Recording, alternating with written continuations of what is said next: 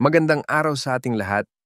Bago natin pakinggan ang questions and answers, huwag kalimutan ang mag-like and share at sa hindi pa nakakapag-subscribe ay mag-subscribe na upang ma-notify kayo ng YouTube sa mga bagong uploads. Halina at atin ang pakinggan si Brother Eli Soriano. Sa itanong mo kay Soriano, Biblia ang sasagot.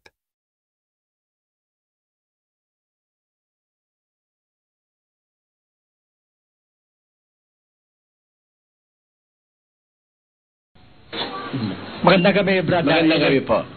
Ako po'y galing sa Katoliko. Ngayon, born again. 11 years ako sa born again. Ngayon, kung lulobin ng Panginoon sa Friday, kasama ko sa bautismo sa Iglesia ng Diyos. Maraming salamat po. Maraming salamat sa Diyos. Ito po ang aking katanungan tungkol dito sa Katoliko kasi sa born again. Kasi ang halos magkapareho, halos lang, sa Katoliko sa born again. Yung pag namatay, sabi nila, diretso sa langit o kaya diretso sa impyerno. Ngayon, ang pagkano dito, ang espiritu ay bumabalik sa Diyos, hindi ba? Kaya hindi ko maunawaan dito sa 1 Peter 3:19-20 na yung inaralan ng Panginoon Jesucristo ng mga kaluluwa. Kasi ganito po, kaya hindi nyo maintindihan, mix up yung naituro sa inyo eh. Ganito po yon. Kung ang tao pag namatay, diretso sa langit, o kaya diretso sa impyerno, ba't babalik pa si Kristo? Ba't siya babalik? Asa langit na yung babalikan niya. Andun din siya. Sino ngayon yung inaralan niyo yung espiritu? Sandali lang po. Pakinggan niyo po ito. Sa 14 ng Juan, versikulo 1 hanggang 2. Pakinggan niyo po. Huwag maglumihanan ang inyong puso. Magsisampalataya kayo sa Diyos, magsisampalataya naman kayo sa akin. Sa bahay ng aking Ama ay maraming tahanan. Kung di ngayon, ay sinabi ko sana sa inyo, sapagkat ako'y paroroon upang ipaghanda ko kayo ng dakong kalalagyan. At kung ako'y pumaroon, at kayo'y maipaghanda ng kalalagyan, ay muling paririto ako, at kayo'y tatanggapin ko sa aking sarili, upang kung saan ako naroroon, kayo naman ay dumuon. Pag nakapaghanda na siya ng paglalagyan, babalik siya. Kukunin niya yung mga alagad. Kung pagkamatay, pupunta sa langit, sino pa babalikan niya? Namatay na lahat yung mga kinausap niya na ito. What is the use of his coming? When he is coming for nothing. Dahil nandun na lahat yung mga pinangakuan niya na yan kung nasa langit na Hindi po totoong nasa langit na yon. Alam nyo, ang pumupunta sa langit, yung espiritu ng mga taong ganap na pinasakdal. Pero pagdating mo ng paghukom, paglalakipin uli yung espiritu at laman para mabuo uli ang pagkatao mo, sa kakahuhukuman. Ayon. Pag nahukuman ka, doon madi-decide kung saan ka pupunta. Pakinggan nyo, 3:4 ng Roma. Upang ikaw ay ariing ganap sa iyong mga salita at makapagtagumpay ka kung ikaw ay mahatulan. After judgment, doon ka masasabing nagtagumpay. Kailan ba yung judgment? Pakinggan nyo, 20:11-12 ng Apokalipsis. At nakita ko ang mga patay, malalaki at maliliit, na nangakatayo sa harapan ng luklukan, at nangabuksan ang mga aklat, at nabuksan ang ibang aklat, na siyang aklat ng buhay, at ang mga patay ay hinatulan, ayon sa mga bagay na nasusulat sa mga aklat, ayon sa kanilang mga gawa. Dadating mo yung paghukom, hahatulan yung mga patay. Paano hatulan? Bubuhayin uli para mahatulan. 37. Muling sinabi niya sa akin, manghula ka sa mga butong ito at sabihin mo sa kanila, o kayong mga tuyong buto, inyong pakinggan ang salita ng Panginoon. Ganito ang sabi ng Panginoong Diyos sa mga butong ito, narito, aking papapasukin ang hinga sa inyo, at kayo'y mga bubuhay, at lalagyan ko kayo ng mga litid, at babalutin ko kayo ng laman, at tatakpan ko kayo ng balat, at lalagyan ko kayo ng hininga, at kayo'y mga bubuhay, at inyong malalaman na ako ang Panginoon. Kaya meron ng resurrection eh. May pagkabuhay na maguli eh. May process.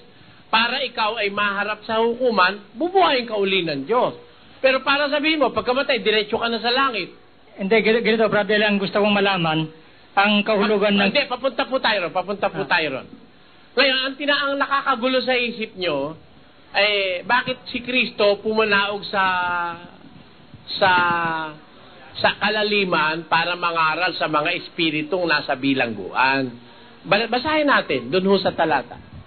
Na iyan din ang kanyang iniyaon at nangaral sa mga espiritong nasa bilangguan na nang unang panahon ay mga suwail na ang pagpapahinuhon ng Diyos ay nanatili noong mga araw ni Noe, samantalang inihahanda ang daong. Kita nyo? Ang tinutukoy doon, mga espiritong nakabilanggo, yung mga espiritong masasama sa panahon ni Noe, na sila'y mga swail noon.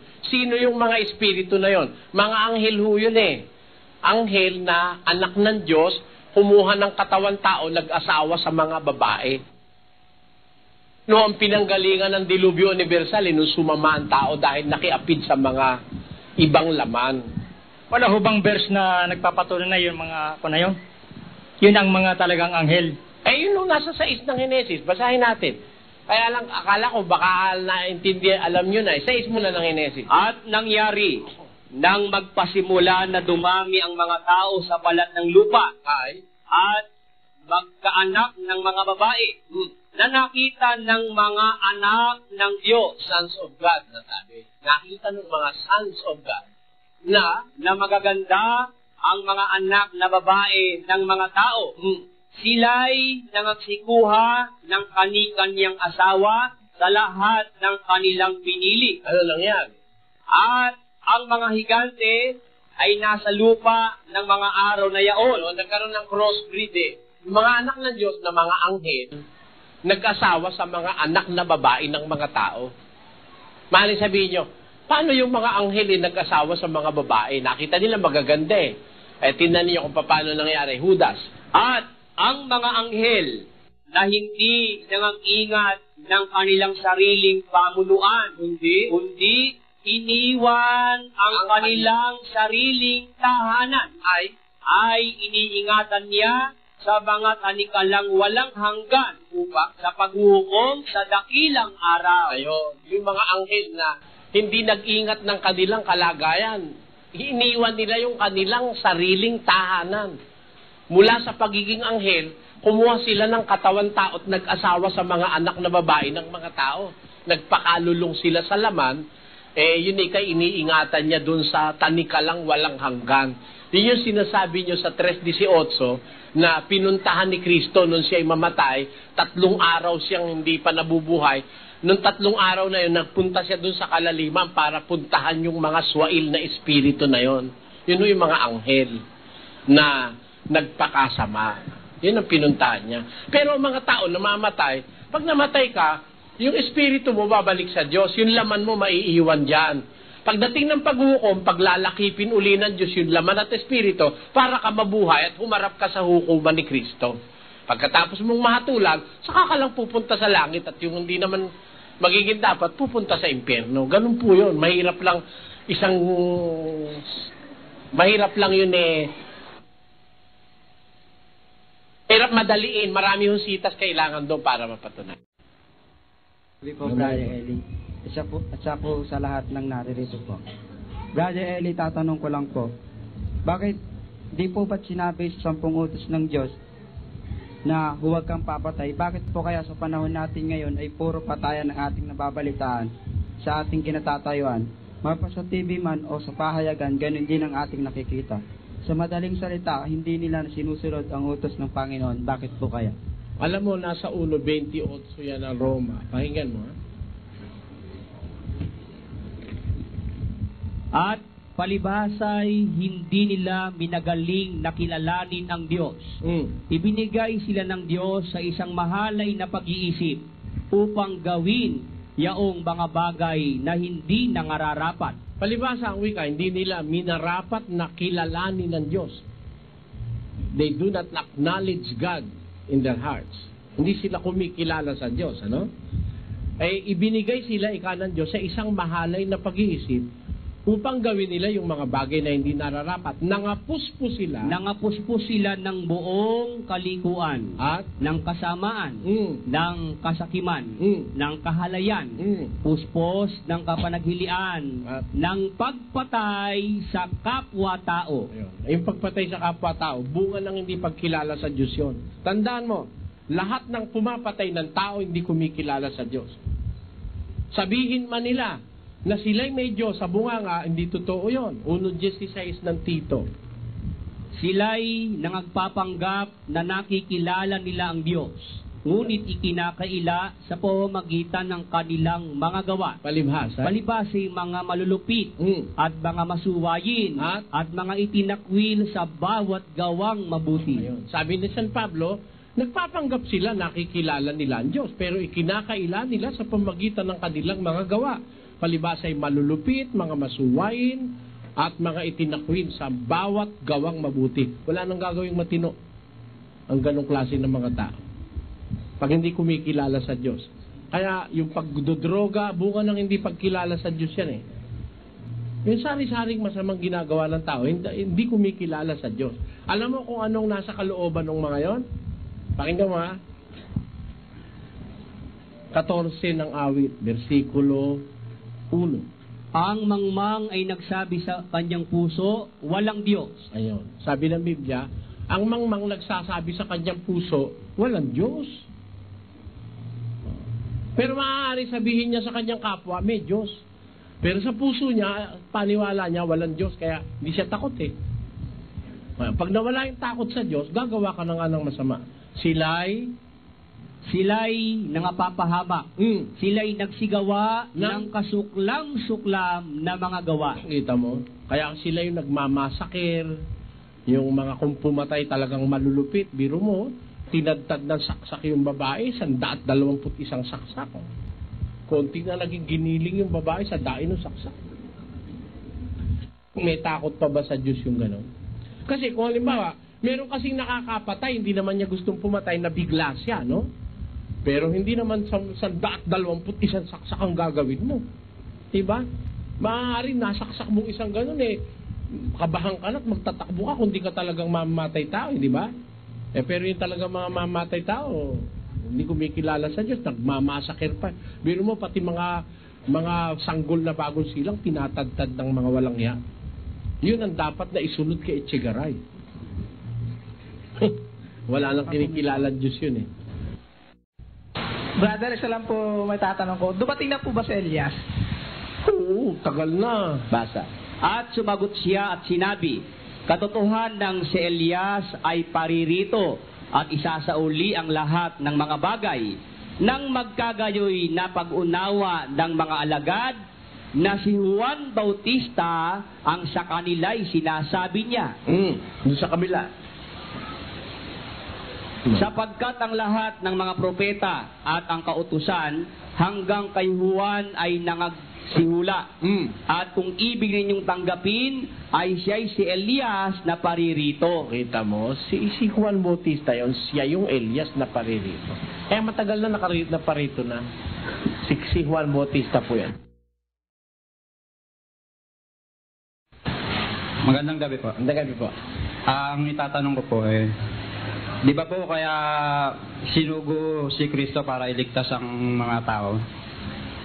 Ba't no yung ipapako siya sa krus, ba't yung mga tao ang nag-ano sa kanya, yung nagparusa? Bakit siya pinarusahan? Dapat sana ililigtas niya tapos siya pa pinarusahan. Ano? 3:19 ng Juan. At ito ang kahatulan na naparito ang ilaw sa sanglibutan. Dahil mga kapatid, si Kristo yung ilaw no? Ito ang kahatulan, naparito ilaw sa sanlibutan. Ngunit, at Inibig pa ng mga tao ang kadiliman kaysa ilaw, sapagkat masasama ang kanilang mga gawa. Alam mo, yung mga nagparusa kay Kristo, yun yung mga tao masasama eh. Naparito ilaw, pero gusto pa ng mga tao yung kadiliman kaysa ilaw dahil masasama ang kanilang gawa. Yun ang mga masasamang tao nung panahon na yun. Kaya ayaw nila kay Kristo eh. Maraming salamat po. Salamat din. Hello. Magandang gabi po. Magandang gabi po. Brother and sister. Kung sakali po ako'y umanib na dito sa Iglesia ng Diyos, katulad po ang trabaho ko ay isang driver ng trucking po ng mga trailer. Kung halimbawa po ako hindi makadalo dito sa mga gawain, meron pa po pang penalty. Meron po? Pong penalty.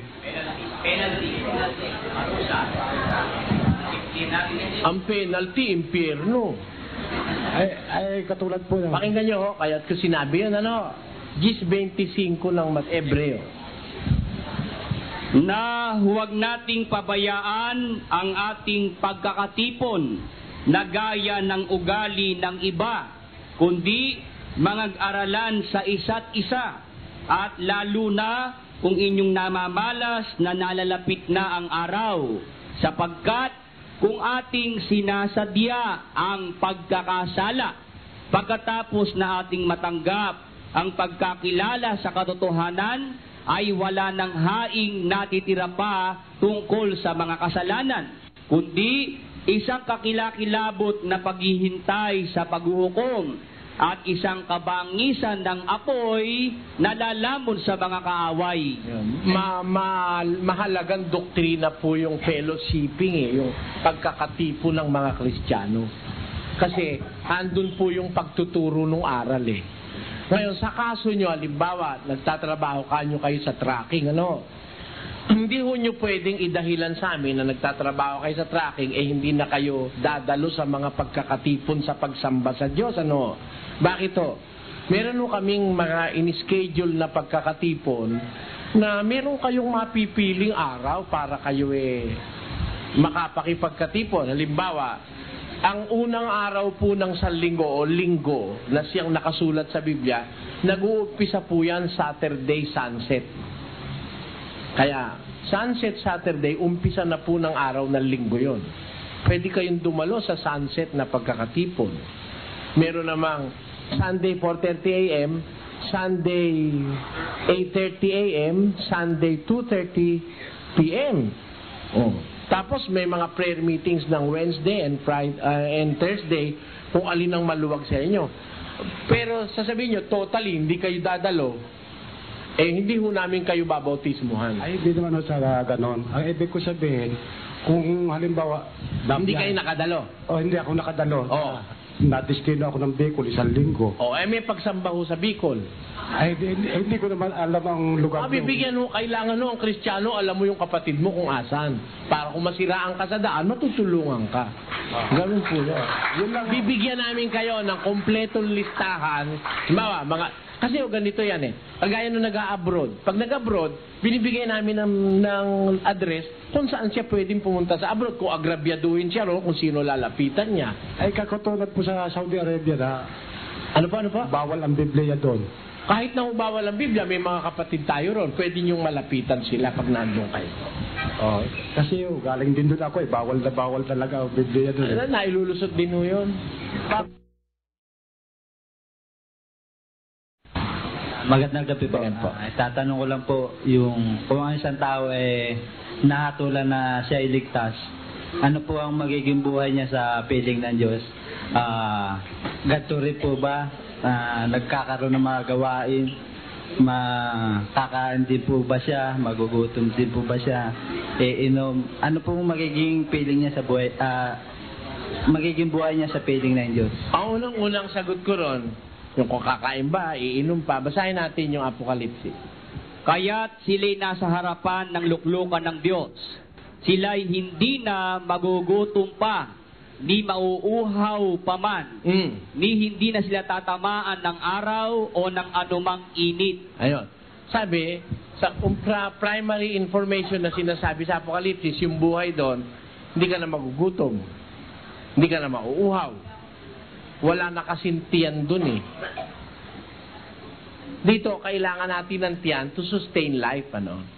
Pero doon, ang magsusustain ng life, yung power ng Diyos, na hindi na kailangan kang kumain para mabuhay ka. Kaya doon, wala ng tiyan eh. Aalisin yun eh. Basahin natin, ha? Ang mga pagkain ay sa tiyan, at ang tiyan ay sa mga pagkain. Ngunit kapwa iwawasak ng Diyos, yaon at ang mga ito. Yun. Yung aalisin na ng Diyos yun eh. Ano? Kasi doon, hindi ka na magugutom, hindi ka na mauuhaw, wala nang sakit, wala nang panambasa.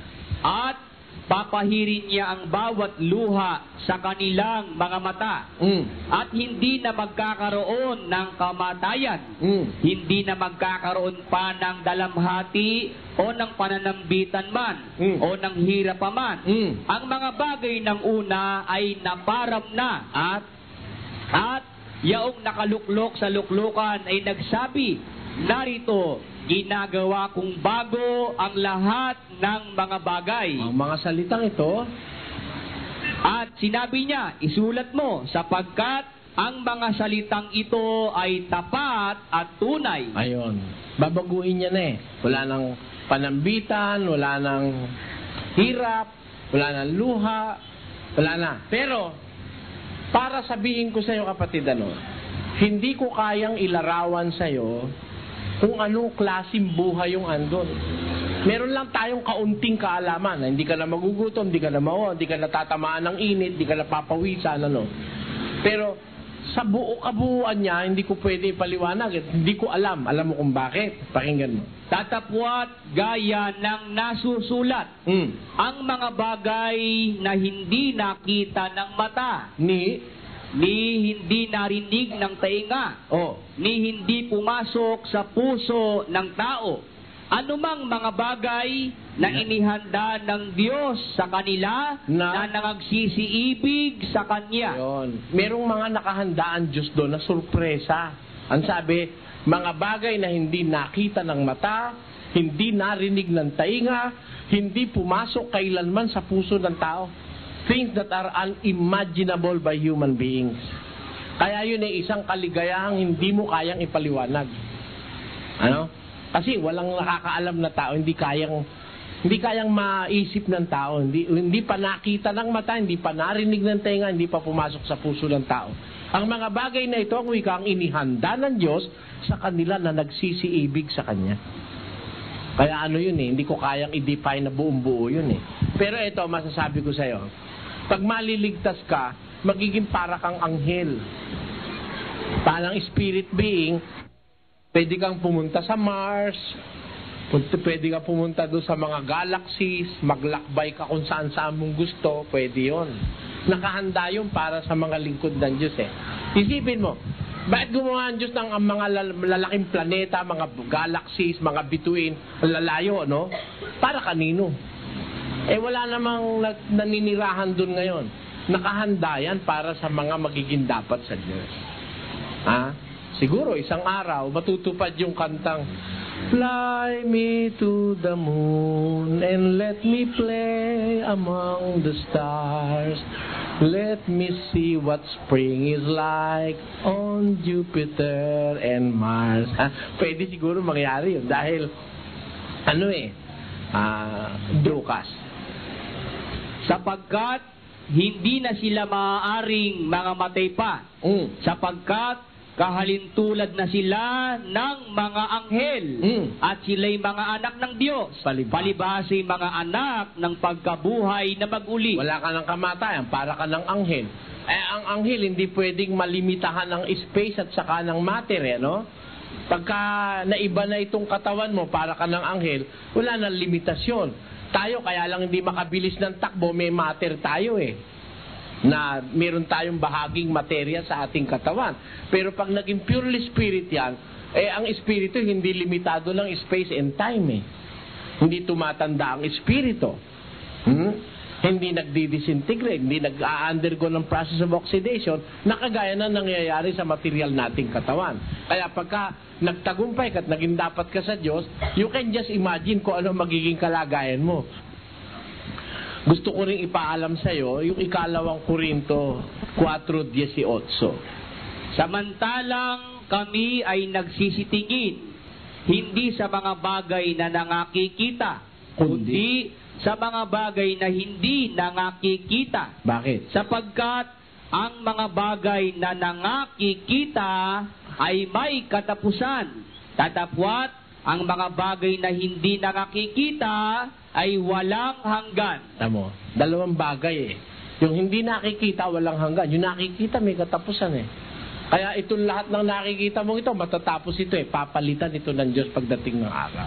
Sabi niya, 65 ni Isaias, 17. Sapagkat narito, ako'y lumilikha ng mga bagong langit at ng bagong lupa at ang mga dating bagay ay hindi maaalaala o mapapasaisip man. Gagawa siya ng mga bagong langit at isang bagong lupa.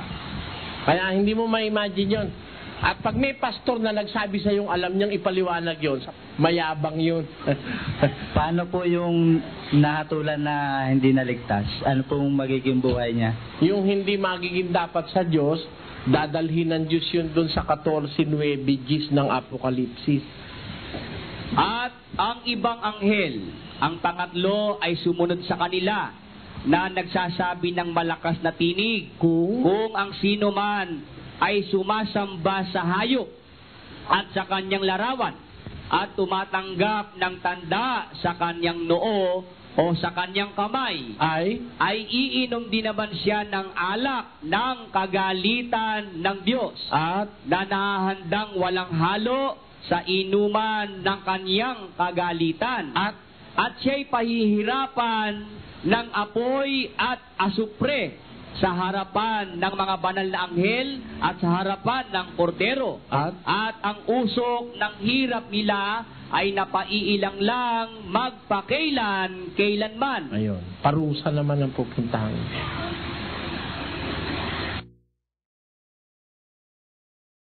Pwede po, isa pa po. Sige. Halimbawa po, naligtas ako at naligtas kayo. Makikilala ko po ba kayo? Pagka dumating yung pagkabuhay na maguli ng mga patay, O kaya kung hindi man tayo mamatay, halimbawa dumating na si Kristo bukas, hindi pwedeng hindi tayo magkakilala. Kumbaga, pares yung natin, yung images natin, ganito pa rin.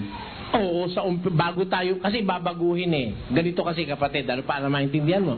15. Narito, sinasaysay ko sa inyo ang isang hiwaga. Hindi tayong lahat ay mga tutulog, ngunit tayong lahat ay babaguhin. Hindi lahat ng tao mamamatay may dadat ng buhay Hindi lahat matutulog. Yung terminong matutulog doon, yung kamatayan na ibig sabihin. Hindi lahat mamamatay o matutulog, pero lahat ay tayo babaguhin. Paano pagbabago? Sa isang sandali, sa isang isap mata, sa huling pagtunog ng pakakak, sapagkat tutunog ang pakakak at ang mga patay ay mga bubuhay na mag-uli na walang kasiraan at tayo'y babaguhin. Lahat ng mga tao babaguhin. Pero bago ka baguhin, siyempre malalaman mo muna kung sino ka at kung bakit ka nandun. That is God's justice Halimbawa, natagpuan mo na lang sarili mo. Halimbawa, namatay ka, binuhay ka maguli ng Diyos. Ba't ako narito? Malalaan mo ngayon. Tapos makikita mo. Yung mga kasama mong naligtas, makikita mo. Tapos babaguhin. Pakita sa'yo yung panorama ng buhay Pag binago na po, bali pong images ang mangyayari? Pag nabago na po. Pagka nabago ka na, aalisin na yung dati mong alaala. Sabi, hindi mo na maaalala yung una kasi pagka halimbawa, hindi maaalis yung una mong alaala. Halimbawa, misis mo, hindi naging dapat sa Diyos, nasa impyerno, nasa langit ka, lagi mo maalala yung misis mo, hindi ka rin maligaya sa langit dahil yung misis mo naglalalangoy doon sa impyerno Kaya kailangan baguhin ang isip mo. Ganon ang sinasabi sa Biblia. Maraming salamat din sa kapatid. May anghel bang may asawa? Alam nyo, yung anghel sa kalagayang anghel, hindi nag-aasawa yon. Pero merong mga nakasulat sa Bibliang kasaysayan na may mga anghel kumuha ng katawan tao, tapos nag-asawa. Nasa 6:1 po yan ng Henesis at nasa aklat ni San Judas Tadeo sa kapitulo 1 at versikulo 6. Merong mga anghel nung araw na umalis sa pagkaanghel, iniwan yung kanilang kalagayang pagkaanghel, kumuha ng katawan tao, they mingled with people and married. Ayun ang nakasulat. May natiwalag na ba sa inyo na sumama pa sa ibang relihiyon? Meron. Yung ibang natitiwalag dito kasi, kaya natitiwalag, dati naman silang hindi talagang kasama, sumama. Yung pala tik-tik. Tik-tik sila. Alam mo, meron naniniktik galing sa iba relihiyon, papadala rin sa amin, magpapadoktrina, tapos aanib, maniniktik pala. Yun naman nasa Biblia yon. Pakibasa kapatid na Willie. Galatia 2. Pakibasa. At yun ay dahil sa mga hindi tunay na kapatid na ipinasok ng lihim, na nagsipasok ng lihim upang tiktikan ang aming kalayaan na taglay namin kay Kristo Jesus. Ayun. Sa unang iglesia, mayroong mga pumapasok ng lihim, ipinapasok ng lihim para tiktikan ang kongregasyon ng una. Ang tawag dyan sa Kastila, mga quinta column na yan Ayan, mga tiktik ni Satanas, ganyan yan. Ang sagot ko sa iyo, Alvin, ganon. Ngayon, sabi mo, kung mamatay ako samantalang nagsusuri, may pag-asa po ba ako? Meron. Nagsusuri ka, sumusunod ka sa Diyos doon ka inabot ng kamatayan. Pero, alam mo kapatid, kung talaga ikaw ay nagsusuri, hindi ka pababayaan ng Diyos mamatay agad. Kung talaga nagsusuri ka. Tandaan mo yon. God is a God of justice. Hindi ka niya pababayaan. Ano ang mga nasa Biblia na dapat i-celebrate? Marami. Daming i-celebrate na nasa Biblia, no? Pero kung ang tatanungin mo sa akin yung sa panahong Kristiyano, kung ano ang dapat i-celebrate, ang i-celebrate namin madalas yung offering of the sacrifice of thanksgiving. Yan ang pinakamadalas naming i-celebrate. Halos linggo-linggo nagsi-celebrate kami yan kasi yun ang nasa Biblia. Yun mababasa mo sa mga talatang Awit 50:23, Awit 105:1 hanggang 3, Awit 92:1, Kolosas 2:6 hanggang 7, Kolosas 3:15 hanggang 17. Yan ang pinakamadalas naming i-celebrate, yung pagpapasalamat o offering the sacrifice of thanksgiving. Bakit po ba ang tao ay dumadating na maiinitin ng ulo? Ito po ba'y udyok ng demonyo? Oo. Pagka mainitin ng ulo ng isang tao, nagpapainit ng ulo ng demonyo. At bawal makisama sa ganon. Pakinggan mo nasa Kawikaan, ganito ang ating mababasa, kapatid na Jackie Ito, pakinggan mo itong babasahin ni kapatid na Will. Dito po sa Kawikaan 22:24.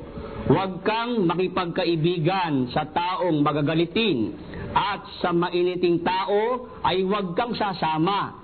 Baka ka matuto ng kanyang mga lakad. Ayan, payo ng Diyos yan. Huwag kang makikipagkaibigan sa magagaliting tao. At sa taong maiinitin, huwag kang sasama. Matututo ka ng lakad niya. Bakit? Sa 15 ng unang Korinto, ganito naman ang mababasa, kapatid. 15:33. Huwag kayong padaya.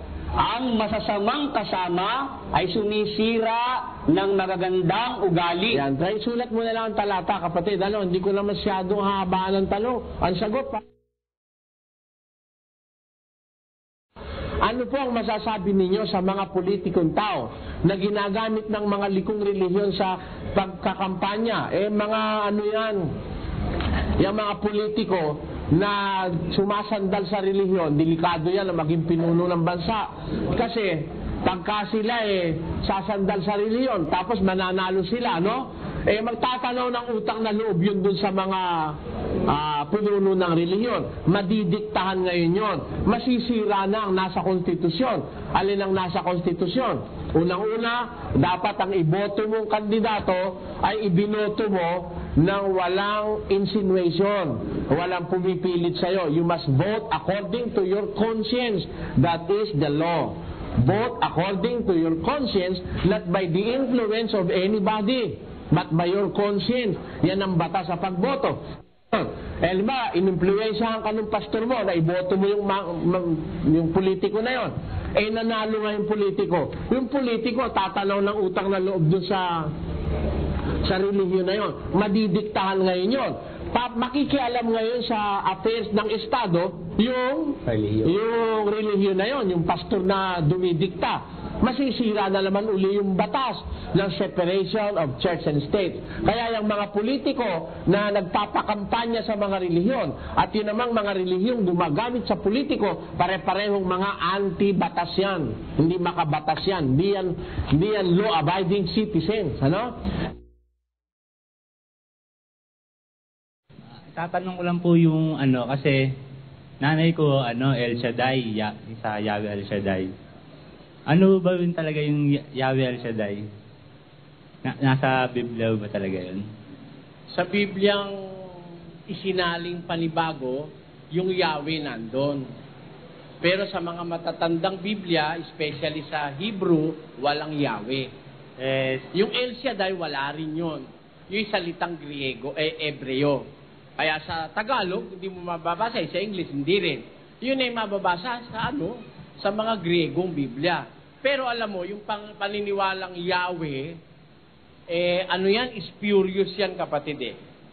Kasi, ang pangalan ng Diyos ay inire-represent sa Biblia ng 4 na letrang Ebreo. Yon. Yod, He, Vav, He. Y-H-W-H. You read Hebrew from right to left. Kaya Y-H-W-H. Hindi Yahweh yun. Walang nakakaalam ng bigkas doon kung yun ay Yawa, o Yewe, o Yuwu, o Yiwi. Yung naglagay ng Yahweh, nang huhula lang yun. Pero nakalagay talaga Y-H-W-H. And the pronunciation was lost because people in the olden times fear pronouncing or uttering the name of the Lord because of the commandment na ang bumanggit sa pangalan ng Diyos ng walang kabuluhan, nagkakasala. Kaya, kaysa banggitin nila yan, pinapalitan nila nung Adonai, which means Adonai. Lord, o pinapalitan nila ng Kyrios, which means also Lord. Ayun, sa Tagalog naman, Panginoon, Lord sa English. Lagi na lang pinapalit nila gano'n. Kaya hanggang nung dumating na ang panahon, na hindi na nalalaman ng tao yung mismong pronunciation ng salita na yun. Kaya walang nakakatiyak ngayon kung sino na sabihin Yahweh, hula-hula lang yun, di totoo. Paano yun? Yung sa mga doon? Yung mga doon, yung maano sa programa ng I feel sorry for them. Ako naaawa sa kanila. Dahil napakatatapat nilang tao, napakakasipag nila, no? Sabado pa lang, Biyernes pa lang, puntahan na sila, gagaling doon sa may banda namin, Tapos may baon silang kalan, tapos maghapon sila nakatayo, mauulanan. Pero ang dai-dai nilang pera, hindi sila nilalagyan ng silungan. Kaya ako naaawa sa kanila. Di ba nakakaawa? Dai-dai nilang pera, bigay sila ng bigay na ikapo. Para silang gastos. Bibili pa sila ng speaker, mahal pala yun, pati yung mga panyo-panyo. Pati yung kalendaryo, pati Psalm 91, binibili nila, may holy oil pa sila. Marami silang gasto, pero wala man lang silang silungan. And I feel sorry for all of them. Salamat po. Salamat din sa'yo. It is not only a saying, but it is a belief of people that really there is life after death. No? I believe that there is life, which is the true life na sinasabi ng Biblia. And it is not true that it is life after death. Siguro ngayon pa lang ito maririnig ng ating mga kababayan, sa aking matagal na pag-aaral ng Biblia, I came to the conclusion that it is not a rightful term, life after death. Bakit po? Ikaw lang ba magtatanong? Medyo nahiwagaan po ako doon. Yan po kasi, Brother Eli, isang parang kumbagay common na tinanggap na ng halos nakararamit. Maging ako nga. Ako rin, nung araw, napaniwala ako dyan, nung bago ako nag-aaral ng Biblia, that real, ang tawag dyan, life after death. Opo. Pero now, I do not believe that it is life after death. Paano yun? Because bago tayo makukuha naman dito. Because the Bible speaks of true life o isang tunay na buhay. Pakibasa, kapatid na Willie, ang unang Timoteo 6. Ganito po ang sinasabi sa unang Timoteo sa 6 at ang talata po ay 19. Na mangagtipon sa kanilang sarili ng isang mabuting kinasasaligan para sa panahong darating, upang sila'y makapanangan sa buhay na tunay na buhay. How is the rendition in English, Brother Joseph? It reads, laying up in store for themselves a good foundation against the time to come, that they may lay hold on eternal life. Ayun. Sa Biblia, ang tawag dyan, tunay na buhay, ano? Sa English naman, sa English rendition, ay eternal life. Opo. No? Ngayon, ang common concept ng tao, yung life after death, kapatid na Josel. No? Di ba yun? Kaya nga life after death eh. Yung buhay na walang hanggan, darating pagkatapos ng kamatayan. Kaya kung ngayon sinasabing yun eh, hindi ko konsepto na ngayon, ayoko na. Kung minsan man panahon ng buhay ko eh, napaniwalaan ko yan, naunawaan ko kasi, kapatid na Josel. At yan naman eh, as provided for in the scriptures.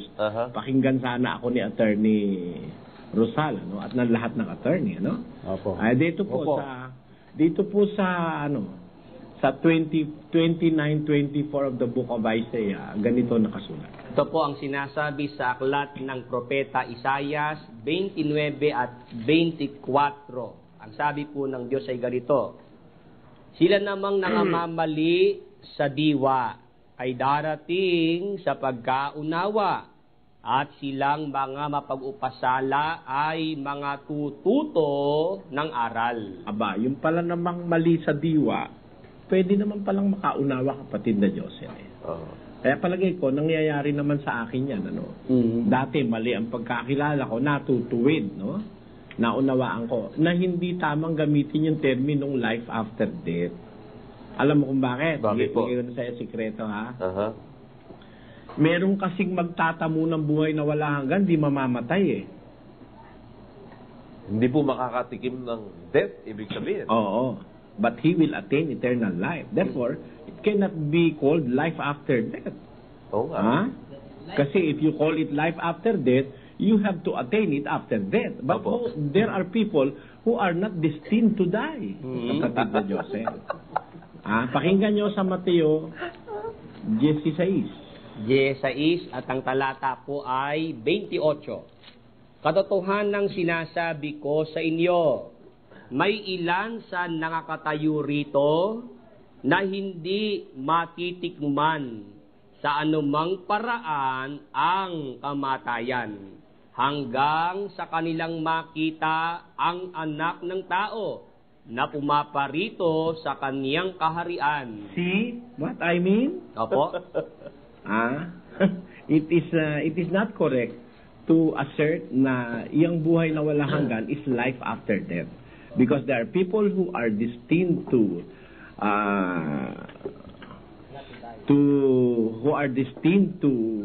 acquire eternal life even without dying. Hindi mamatay sa anumang paraan, in no manner. They will not have a taste of death. Sa English, taste, kapatid na Joseph, di ba? Ganun po. Pakibasa mo. Verily I say unto you, there be some standing here which shall not taste of death till they see the Son of Man coming in His kingdom. Kita mo, taste lang yan, ha? Ni taste nga, hindi nila matitikman, eh. Oh, pagka sinabi pong taste, tikim, ano yun katiting lang Brad Dahil. Oo, but they will not taste there. Oh. Hindi na po pala, Brother Eli, magiging general principle yung life after death. Oo, no. Not applicable. Because there are people who, after dying, will have a second death. You understand that? Napagsabay na yata. Lalo naging komplikado, tandaan niya. Saka na natin talakayin niya. Hindi ko na kaya to. Napaka-interesante ng kapatid na Josel dahil mayroon palang tao na hindi naman mamamatay kaya hindi applicable yung life after death. Mayroon naman tao na mamamatay ng 2 ulit. Double death ba yun? Hindi papasok dun yung life dahil death after death. Or from death to death. Nakapatay tayo dyan. Bigyan natin lang bird's eye view ang ating mga kabayan tungkol sa 666 kapatid na dati, no? One of the most interesting topics of the Bible is that famous number. The number 606 or 3 scores and 6, which is 666. Alam niyo mga kababayan, yung numero na yan ay nakuha sa Biblia na ang nakasulat sa 13:18 ay ganito. Ganito po sinasabi sa 13:18 ng Apokalipsis. Dito'y may karunungan. Ang may pagkaunawa ay bilangin ang bilang ng hayop, sapagkat siyang bilang ng isang tao, at ang kanyang bilang ay 666.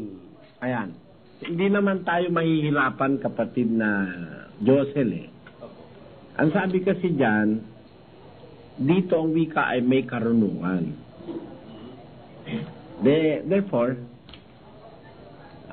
mayroong karunungang makikita ka dyan, kapatid na Josel. This is not a nonsensical matter. This is a matter of interest, prudence, and wisdom. Kagaling ng pagkakasabi, dito may karunungan. Ang may pagkaunawa ay bilangin ang bilang ng hayop. Yung kuryente. Sapagkat yung bilang ng hayop, siya ang wikang bilang ng isang tao. Yun. At ang bilang ng hayop na siya ring bilang ng isang tao ay 666. Napakaganda ng pagkakasalaysay ni Juan. Dahil yung karunungan isa sa mga branches ng wisdom yung maalam na pagbibilang di ba? Opo. Iba yung may pagbibilang na walang kaalaman Ang tinutukoy dyan, maalam na pagbibilang. Ang may karunungan, ang may pagkaunawa, bilangin ang bilang ng hayop. Therefore, ito'y pagbibilang ng may unawa. Meron kasing nagbibilang, walang unawa, kapatid na Josel. Paano po yan, Brother Eli? Basta bilang lang bilang. Nakakita ka na ng batang marunong ng 1 to 10? Opo. May magbilang ka 1, 2, 3, 4, 5, 6, 7, 8, 9, 10. O yun, binilang niya. Pero bilang niya, hindi niya naintindihan yung pinagsasabi niya. Para rin yung broadcaster Paano? Yung broadcaster naman po, paano po ba naman? May newscaster nagbasa ng news Kalahating oras siya nagbabasa sa TV. Pagkatapos niya magbasa, tanong mo sa kanya kung anong binalita niya. Hindi niya naintindihan. Merong ganon. Basta nagbasa lang siya. Ito sinasabing ito ng Biblia, hindi ito nonsense, kundi ang may pagkaunawa ang wika, bilangin ang bilang ng hayop, sapagkat siyang bilang ng isang tao. Therefore, hindi ka naman mahihirapan dahil kung nakakaunawa ka at meron kang karunungan, mabibilang mo. Ngayon, kung wala ka namang unawa, kahit may karunungan ka, hindi mabibilang. Kahit naman meron kang pagkaunawa, wala ka namang karunungan, hindi mo rin mabibilang. Kailangan dalawa May karunungan ka at saka may unawa ka. Pakinggan nyo sa Kawikaan 4. Ganito po sinasabi sa 4 at 7 ng Kawikaan. Karunungan ay pinakapangulong bagay. Kaya't kunin mo ang karunungan. Oo, sa lahat mong kukunin ay kunin mo ang unawa. Ayan. Magkasama yan lagi, kapatid na Josel eh. Opo. Yung karunungan at saka yung unawa. Sa Biblia, magkamag-anak pareho yan eh. Hindi mo pwedeng paghiwalayin yan. Parang yung kawalanghiyaan, kamag-anak na ni Pabularan yun. Di ba? At saka ang mga pastor ni Manalo. Yung karunungan at saka yung pagkaunawa, yung dalawang bagay na yan ay ano yan, magkasama yan eh. Kaya ang may pagkaunawa, dito yung may karunungan, ang may unawa, bilangin ng bilang ng hayop. Sapagkat siyang bilang ng isang tao. At ang kanyang bilang ay 666. Ngayon, tuklasin muna natin kung sino yung hayop, kapatid na Josel. Opo. Hindi naman kasi natin mabibilang yung hayop at para maunawa natin kung sino rin yung tao, kung hindi natin alam kung sino yung hayop, di ba? Sino ba yung hayop na tinutukoy dyan sa Apokalipsis na yan na ang kanyang bilang ay 666? Sino yung hayop na yon? Pakinggan nyo sa isang talata ng Apokalipsis pa rin. Pakibasa, kapatid na Willie. Sabi po rito sa Kapitulo 13, 1, patuloy ng Apokalipsis. At siya'y tumayo sa buhanginan ng dagat. At nakita ko ang isang hayop na umaahon sa dagat, na may 10 sungay at 7 ulo. At sa kanilang mga sungay ay may 10 diadema. At sa kanyang mga ulo ay mga pangalan ng kapusungan. Tuloy. At ang hayop na aking nakita ay katulad ng isang leopardo. At ang kanyang mga paa ay gaya ng sa oso. At ang kanyang bibig ay gaya ng bibig ng leon. At ibinigay sa kanya ng dragon ang kanyang kapangyarihan at ang kanyang luklukan at dakilang kapamahalaan. Kapatid na Willie, meron na tayong hint. Opo.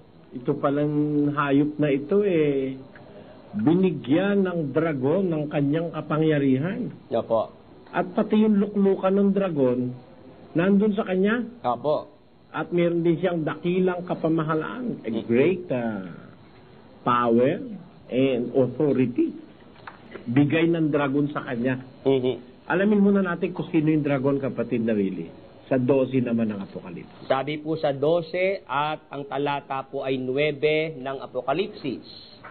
At inihagis ang malaking dragon, ang matandang ahas, ang tinatawag na Diablo at Satanas, ang dumadaya sa buong sanglibutan. Aba, kapatid na Willie, yung palang dragon na nagbigay ng kapangyarihan at luklukan dyan sa hayo, yan pala ang Diablo. Yan pala ang dumadaya sa buong sanlibutan. Apo. Kung binigyan niya ng kapangyarihan itong hayop, magiging opisyo rin itong hayop, mandaya. Apo. At ang dadayain ito, hindi kapiraso ng sangkatauhan, kundi buong sanlibutan din ang dadayain ito, kapatid na Willie. Apo. Yan. Ngayon, para to further know who is the beast, na may 7 ulo at 10 sungay, ay ituloy natin ang pagbabasa, kapatid na Willie, Opo. Doon sa Apokalipsis pa rin, kasi sa Apokalipsis natin nabasa yan. Kailangan makita natin kung sino yan, kapatid na Willie, sa Apokalipsis din. Opo. Eto, basahin natin ang Apokalipsis 17 at ang bersikulo ay 5. Ito po nakasulat dito. At sa kanyang noo ay nakasulat ang isang pangalan, Hiwaga, Dakilang Babilonia, ina ng mga patutot at ng mga kasuklam-suklam sa lupa. At nakita ko ang babae na lasing sa dugo ng mga banal at sa dugo ng mga martir ni Jesus. At nang aking makita siya, ay nanggilalas ako ng malaking panggigilalas. At sinabi sa akin ng anghel, bakit ka nanggilalas? Sasabihin ko sa iyo ang hiwaga ng babae at ng hayop na sinasakyan niya na may 7 ulo at 10 sungay. Aba, kaya malapit na tayo, kapatid na Mili. Kumbaga sa bingo, mamumuro ka na dyan. Apo. Dahil yan palang hayop na yan, may kasamang babae. Apo. Sasakyan pala ng babae. Ang sabi, yung babae naman na yan ay isang popular na babae, kapatid na Willie. Dahil ito'y babaeng ina ng mga patutot at ng lahat ng kasuklam-suklam sa lupa. At ito'y isang babaeng malupit. Kaya naman malupit, ito'y lasing sa dugo ng mga martir ni Jesus. Kapatid na Willie. Opo. Ibig sabihin, lahat ng halos mananampalataya sa Panginoong Jesus, pinagpapatay nitong babaeng ito. Biktima po niya, Brother Eli. Oo, biktima niya.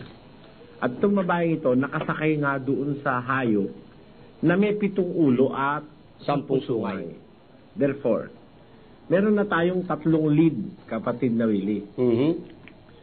Yung hayop na may bilang na 666, isang popular na tao. No? Apo. Dahil mayroon nakasakay naman sa kanyang isang popular na babae. Na itong babae namang ito'y patutot. Ito ang ina ng mga patutot at ng lahat ng kasuklam-suklam sa lupa. Mag-isip ka na ng lahat ng kawalanghyan, lahat ng kasamaan sa lupa, nang galing dito sa babaeng ito, kapatid na Willie.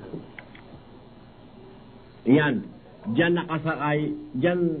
nakasakay yung babae naman diyan sa hayop na may 7 ulo at 10 sungay. Ngayon, para wag tayong maligaw, alamin muna natin ngayon kung sino ngayon itong babaeng ito at kung sino yung hayop na sinasakyan niya, no? Opo. Tanungin natin kay San Juan. Pakinggan niyo sa 17 pa rin ng Apokalipsis. Talatang 18. At ang babae na iyong nakita ay ang dakilang bayan na naghahari sa mga hari sa lupa. Ayan. Yung palang babae na yun, na patutot, lasing sa dugo ng mga martir ni Jesus. Hindi mo maipagkakamali sa iba kasi ito pala'y kapatid na Willie. Hindi naman ito literal na babae. Ito'y isang siyudad. Ang babae, ang wikang nakita mo, isang siyudad. A city. Babae ay isang dakilang bayan, city, na naghahari sa mga hari sa lupa. Napakaliwanag naman ang pagkakasabi ng Apokalipsis.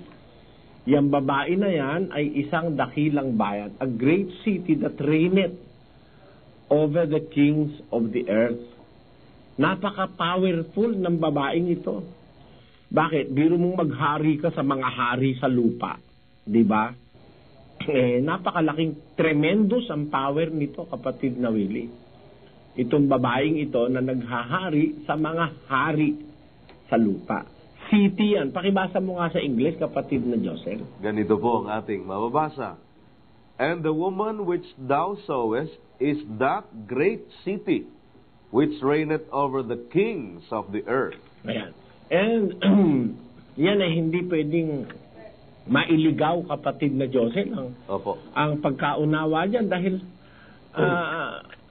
to have that reputation of reigning over the kings of the earth. Paano mong ipagkakamali yan? Di ba?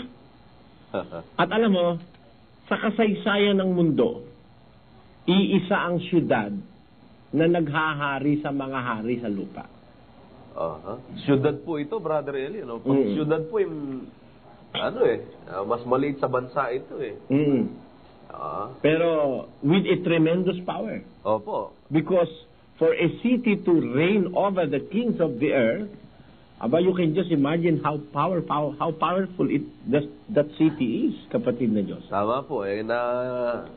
Nare-realize ko nga po dyan sa sinasabi nyo. Kasi kung ito, city, pagkatapos ang power niya, sakop niya yung mga hari. Pagkahari po, katumbas ng mga presidente, mas totoo si Brandani. Pag presidente, pag hari, bansa ang hinahawakan na niyan pinamumunuan Pero ito po, city.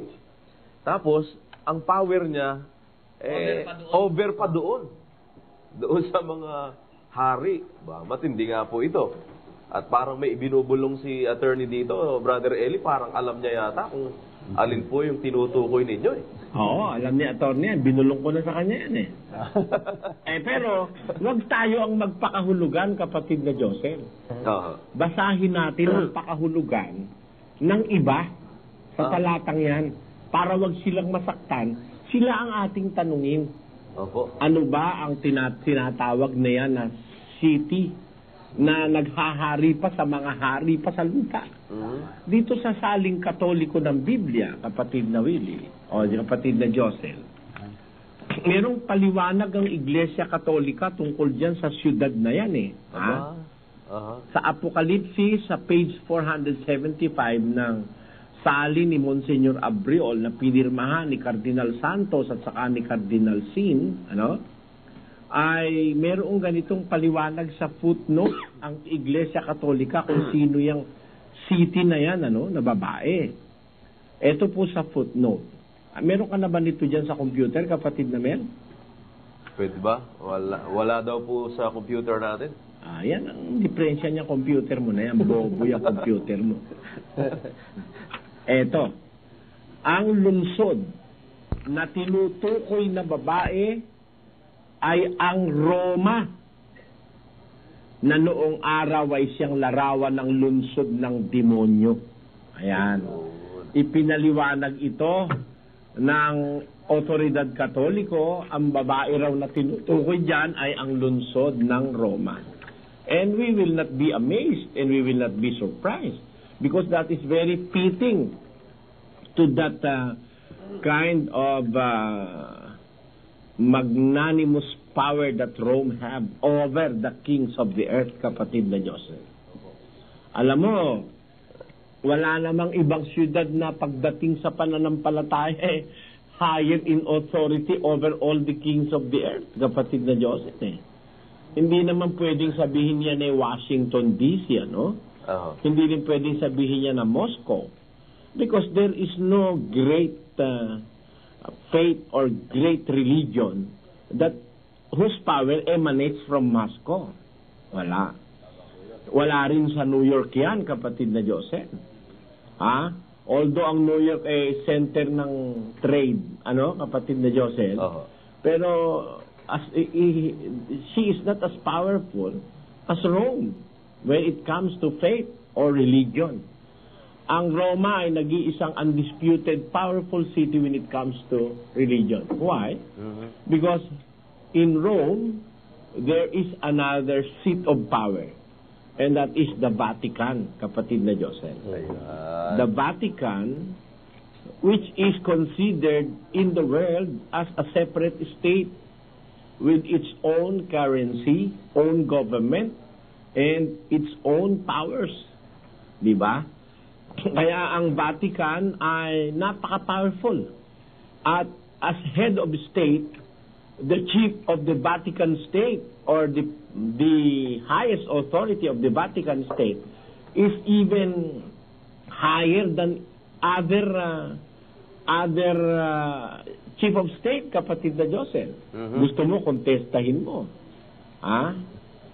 The Vatican chief or the chief of the Vatican state or the head of the Vatican state is the only person in the world who doesn't need a passport to enter any country he wants to enter, kapatid na Joseph. Wala nang mga visa, mga ganun. Walang passport yan, walang visa yan.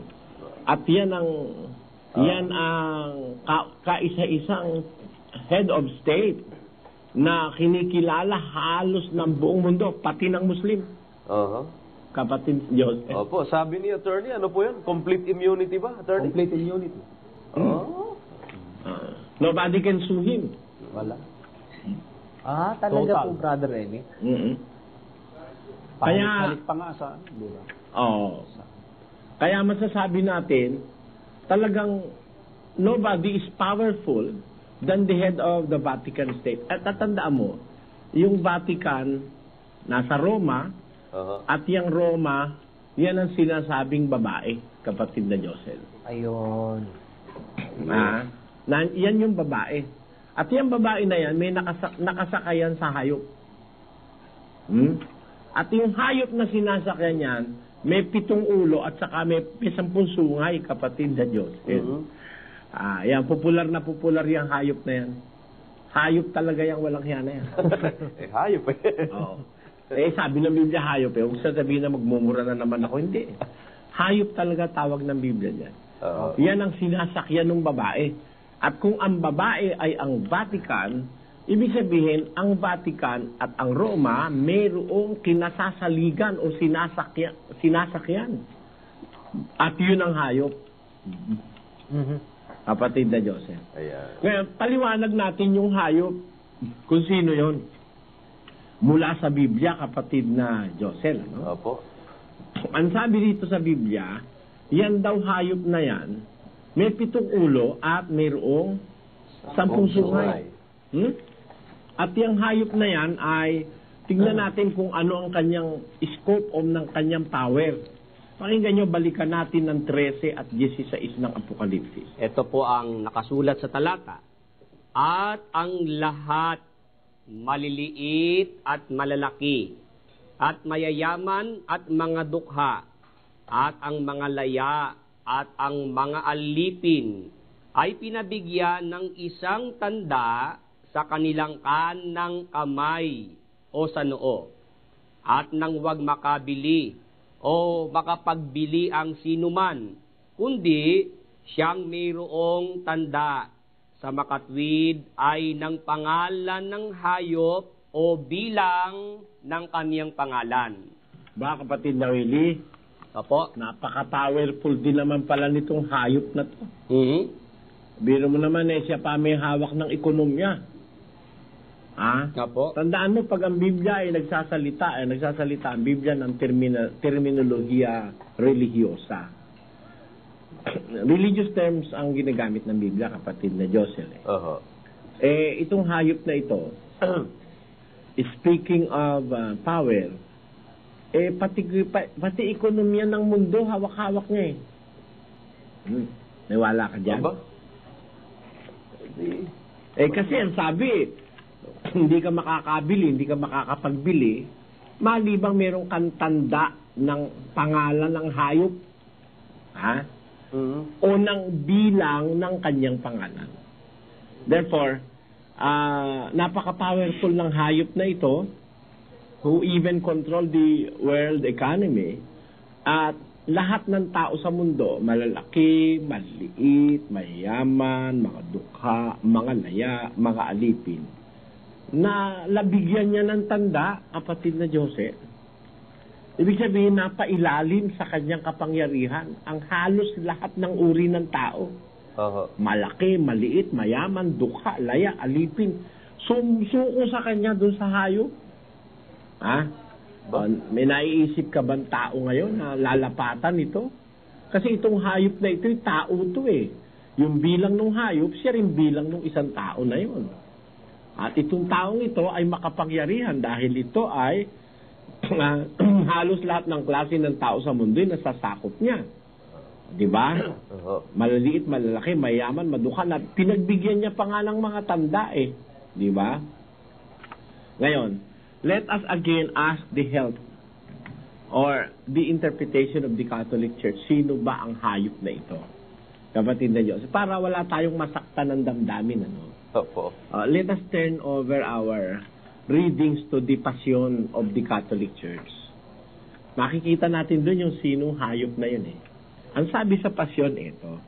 Sa page 208 ng Passion, ito ang nakasulat dito, kapatid na Joseph, babasahin natin ha. 208. Parating gugulat-gulat, yaong inang kulang palad, at alapaap ng alapaap, at kaya gayon ng sindak, demonyo nga ang lalabas. Ayan, demonyo pala ito. Kapatid na Joseph. Ito ang siyang nakita ni San Juan na nagbadya sa apokalipsis niya ng panahong unang-una, hayop na walang kapara. Ito na yung hayop, kapatid na Joseph. Sino ito? Lalo sa hayop na tanan na kaniyang napagmasdan, katakot-takot matingnan, 7 ulot, 10 sungay, iisa naman ang katawan. Takot-takot na hayop ito. 7 ulo, 10 sungay, iisa naman ang katawan. Ito ba'y talagang hayop? Tuloy natin sa Pasyon. Doon na halimbawa. Halimbawa lang pala naman niya, kapatid na Joseph. Nangalin, kapangyarihang dakila nitong malupit na diwa nang siyang ipaniniwala ng imbing tao sa lupa. Ito pala'y tao, kapatid na Joseph. Opo, yan po yung paliwanag. hayop na yan, sabi ng Pasyon. Tama sa Biblia, tao rin siya, di ba? Parehas po. Yung hayop, siyang tao, sa bilang ng hayop, yung bilang ng isang tao. Sino ito? Ito, sa ibaba. Ang mga pagmimilagro, tutulungan ng demonyo. Siya ay magkakabayo, ano pat sa buong mundo, maghahari itong lilo. Aba, kapatid na Josel, hindi nga mahirap makilala ito. Alam mo sa akin kung bakit? Bakit po? Aba, ito pala nagmimilagro eh. Meron. At dito sa buong mundo, maghahari itong lilo. Abi, kilalang kilala sa buong mundo ito, kapatid na Josel. Naghahari ito, no? Tuloy natin kung sino yan. Sa baba. Ang kaniyang mga aral. Ang binabasa ko po yung Pasyong Katoliko, hindi kami may gawa nito, ho? Ito'y gawa ni Padre Mariano Pilapil, ang Pasyong Henesis, no? Binabasa pag mahal na araw, ako naman yung nagbabasa nito kahit tag-ulan. Diba, kapatid na Joseph? At ang sabi rito, ang kaniyang mga aral, masasama't di katwiran, madlang ugali mahalay, ipagbabantog sa tanan, siya'y ang Kristiyanong tunay. Abay, ito pala naman, kapatid na Josil, mangangaral pala ito eh. Opo. At ang kanya ikang aral, masasama't di katwiran. Nagmimilagro pa siya, kapatid na Josel. At ang kanyang milagro, tutulungan ng demonyo. At sa buong mundo, maghahari itong walangyang ito. Di ba? Mag-isip ka ngayon. Sinong mangangaral ang kilala sa buong mundo, naghahari sa buong mundo, ang may corona?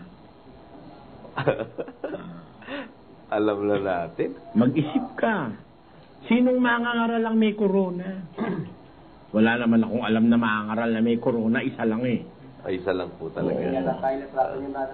Pwede bang i-flash nyo sa screen natin? Yung may corona? Naghahari sa buong mundo yan, kapatid na Joseph. Nagmimilagro pa yan eh. Pakita. At siya nando doon sa great city eh. Nandun naman siya sa city na naghahari rin sa mga hari sa lupa. Opo. Ibig sabihin, yung city na yon cradle ng mga hari sa lupa, kapatid na Joseph. At hindi nito. Kahit mawala yung hayop, nandun pa uli yung city na yon. Na naghahari sa mga hari sa lupa. Wala ba yung Joseph? Ayun! Di ba, makikita mo, kapatid na Joseph, na talagang tamang-tama yung sabi sa Biblia.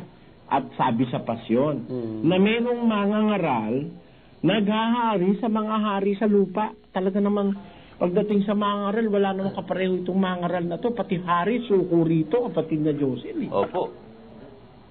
Nakapagdidikta yan eh. Oo, nakakapagdikta yan kung anong gusto niya sa mga bansa, di ba? Oo. At ang kanya namang aral, may kasamang milagro. Yun po pala yung corona, Brother Eli, oh. Oo, 3 patong yan. At nandyan na mismo yung bilang eh. Oo. Dito po Diyan sa corona na yan. Sa mga nakikinig sa radyo, nasa TV screen po ngayon yung corona noong tao. Noong tao. Na ang number is 666. Kapatid na Diyos. May nakasulat po dyan Vicarious Philly Day. Oo, yan. Yan.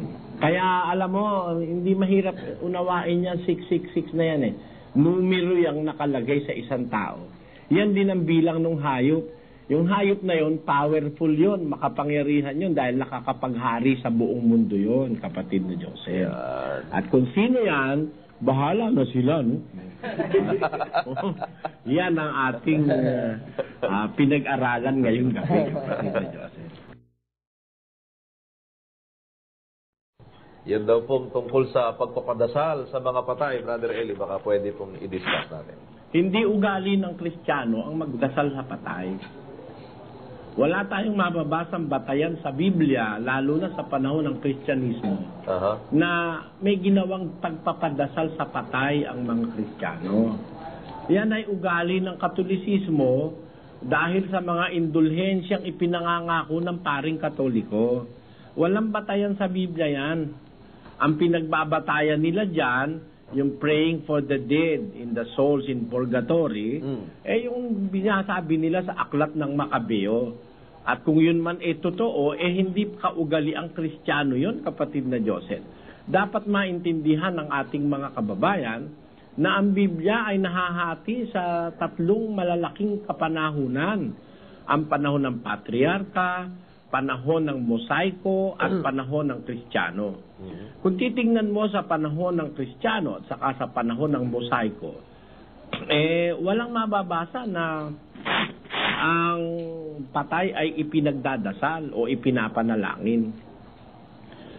Sa panahon ng Israel nga, makipag-usap ka sa patay, masama kapatid na Joseph Opo. Mababasa natin yan doon sa Deuteronomio, kapatid na Willie. Sabi po sa 18:10 hanggang 12, huwag makakasumpong sa iyo ng sino mang nagpaparaan sa apoy ng kanyang anak na lalaki o babae, o nang huhula, o nagmamasid ng mga pamahiin, o engkantador o manggagaway, o engkantador ng mga ahas, o nakikipagsanggunian sa mga masamang espiritu, o mahiko, o sumasangguni sa mga patay.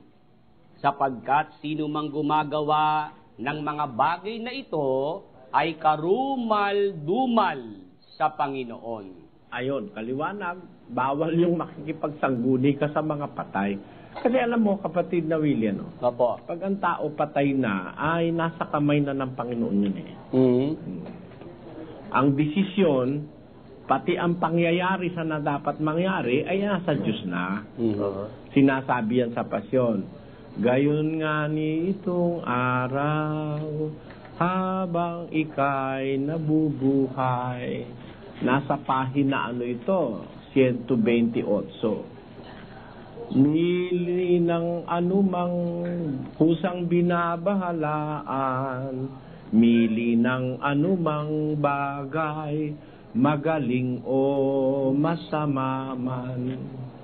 At dili nga magwiwi ka, ang Diyos poong dakila, totoong magpapabaya, matuwid ka mat malisya, ay araw mo palibhasa.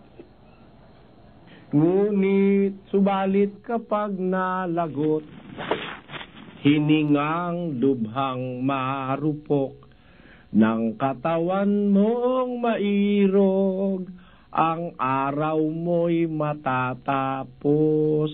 Ang iiral ay ang sa Diyos.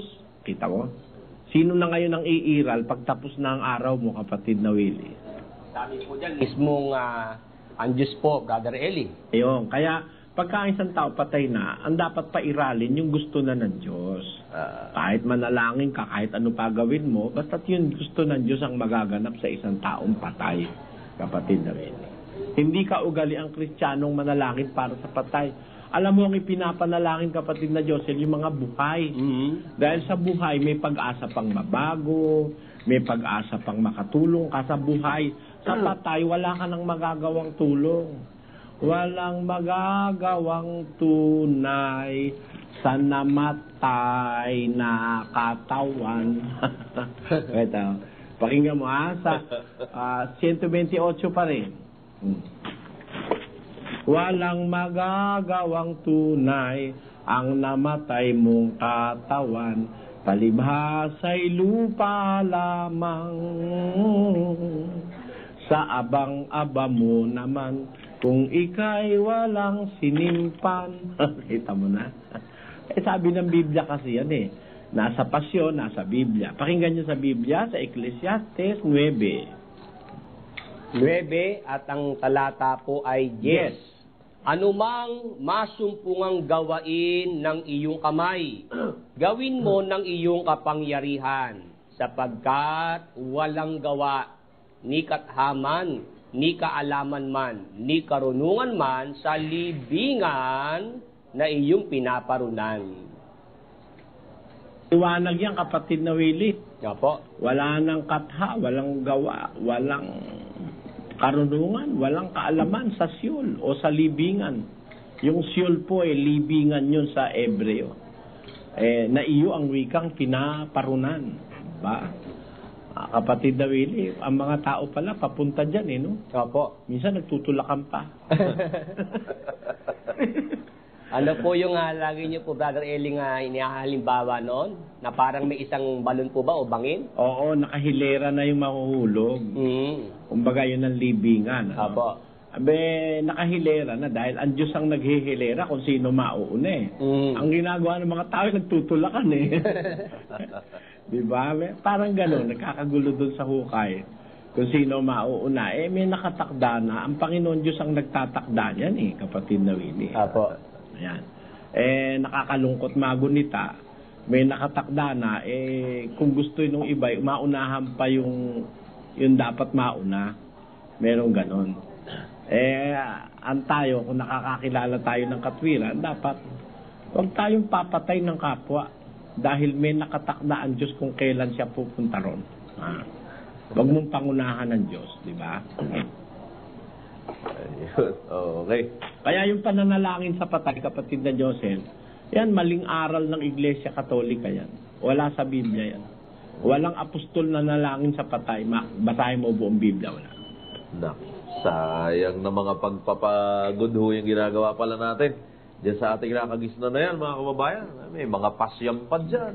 May 40 days pa dyan. Ako kahit gawin mo 365 days yan. Pag namatay ka sa pangangalon niya, kapatid na Josel, kahit namatay ka sa kawalangyaan, sa pagsasamantala, sa hindi pagsunod sa Diyos, diyan ka namatay. Kahit sino pa manalangin, walang magagawang tunay. Wala. Kahit na ang magmisa Papa? Wala pa rin? Kahit pagpatungpatungin mo lahat ng Papa sa misa. Pati si Papa Picolino pag misahin mo, hindi mababago yun. Pakinggan nyo sa Ezekiel. Sabi po rito sa 18 at 24 ng Ezekiel, ngunit pagka ang matwid ay humiwalay sa kanyang katwiran at gumagawa ng kasamaan at gumagawa ng ayon sa lahat na kasuklam-suklam na ginagawa ng masamang tao, mabubuhay baga siya. Walang aalalahanin sa kanyang mga matwid na gawa na kanyang ginawa, sa kanyang pagsalangsang na kanyang isinalangsang, at sa kanyang kasalanan na kanyang ipinagkasala, sa mga yaon mamamatay siya. Walang kwenta, kapatid na Willie, ang kahit anong panalangin dyan. Apo. Lalo na nga, ang namatay halimbawa, pinatay sa silya elektrika dahil sa katakot-takot na krimeng ginawa sa sosyedad, Tapos ipapanalangin mo pa. Ay nako, kahit sino pang pare, kahit si Padre Nico pa manalangin, mabibigo siya. Kahit si Cardinal Sin pa manalangin. Kasi bawal nga ipanalangin pa yung mga ganong kasalanan eh. Pakinggan mo sa unang Juan 5. Ganito po ang mababasa sa 5:16 ng unang Juan. Kung makita ng sino man na ang kaniyang kapatid ay nagkakasala ng kasalanang hindi ikamamatay, ay idalangin siya at bibigyan siya ng Diyos ng buhay na ukol sa mga nagkakasala ng hindi ikamamatay. May kasalanang ikamamatay. Hindi tungkol dito ang sinasabi ko na idalangin niya. Meron palang kasalanang mortal, kapatid na Willie eh. Opo. Ayaw na ng Diyos na ipanalangin mo pa eh. Di ba? Kaya yung panapanalangin na yan, ako po. Di bali wala po pala, Brother Eli, yung mga pamisa kahit pa primera. Ay nako, kahit itirik mo yung kandila kasi laki ng poste ng Meralco, hindi papakinggan yung panalangin mo pag ang ipinapanalangin mo yung nagkasala ng ikamamatay.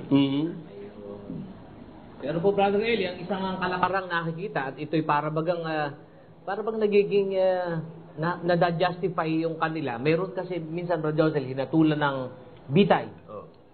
Ang pinaka-last na affair nun ay sa isang preacher o sa isang mangangaral. Bibisahan ng pari. Oo, bibisahan. At saka before na, ipapanalangin ng pari, alimbawa, at bibigyan ng huling sakramento. Akala ko ba, kaya nga bibitayin yun dahil sandamuka lang ginawang kasalanan. Sabi po sa Biblia, itinuturo ni Brother Eli, pag ubod ng kasama ng iyong pinagagawa at namatay ka na, wala nang silbi yun.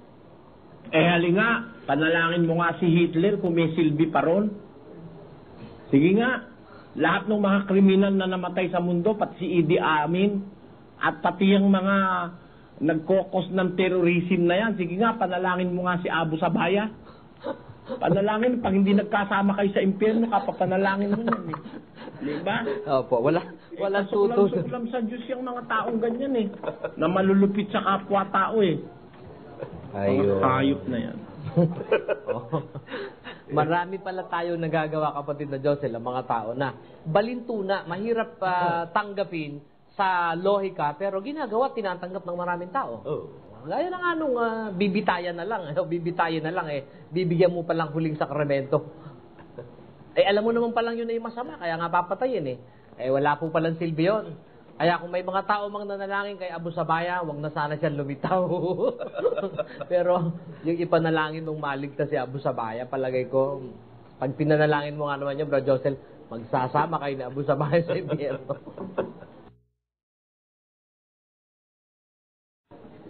Nag-exist na po ba si Satanas sa halamanan ng Eden?